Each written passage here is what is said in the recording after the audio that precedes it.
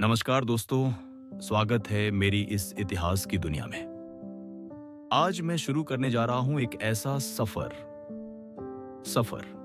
जिसमें मैं पहुंचना चाहता हूं उन अनछुए और अनकहे किस्सों तक, जिन्हें लोगों ने सुना तो है पर वहां तक कभी पहुंच नहीं पाए, क्योंकि वहां तक पहुंचने का कोई पक्का रास्ता नहीं है। वहां जाती है तो बस एक पगडंडी, और मैं उन किस्सों की उसी पगडंडी पर आप सभी के साथ चलना चाहता हूं। तो चलिए शुरू करते हैं इस सफर को दोस्तों। वैसे तो मेरा घर भोपाल है और मैं यह यात्रा अपने घर से ही शुरू करना चाहता हूं। आज बात करते हैं भोपाल के इतिहास की। एक ऐसा इतिहास जो 11वीं शताब्दी की पौराणिक कथाओं से शुरू होकर 18वीं शताब्दी की नवाबी रियासत और आधुनिक भारत के एक प्रमुख शहर बनने तक फैला हुआ है।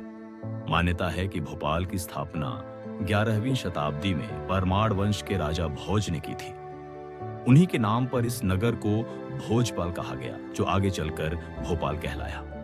राजा भोज ने ही यहाँ के प्रसिद्ध बड़े तालाब भोजताल का निर्माण कराया था। परमार वंश के राजा भोज केवल एक वीर योद्धा ही नहीं थे, बल्कि वे एक महान विद्वान और दूरदर्शी निर्माता भी थे। उनके जीवन से जुड़ी कई ऐसी कहानियां हैं जो सामान्यतः इतिहास की पुस्तकों में कम ही पढ़ने को मिलती हैं। राजा भोज को सरस्वती कंठाभरण की उपाधि प्राप्त थी। वे विश्व के उन विरले राजाओं में से थे जिन्होंने युद्ध के साथ साथ विज्ञान, कला और साहित्य पर 84 से अधिक ग्रंथों की रचना की। उनकी राजधानी धार में स्थित भोजशाला केवल एक मंदिर नहीं, बल्कि अपने समय का एक विशाल विश्वविद्यालय था। यहाँ दूर दूर से छात्र और विद्वान दर्शन, विज्ञान और भाषा की शिक्षा लेने आते थे। यहीं उन्होंने वाग्देवी सरस्वती की एक अद्वितीय प्रतिमा भी स्थापित की थी।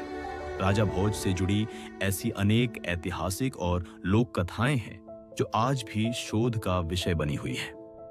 पर उन पगडंडियों पर आज नहीं, अगले भाग में आगे बढ़ेंगे। पर तब तक के लिए यादों के सहारे अलविदा, फिर मिलने की उम्मीद के साथ।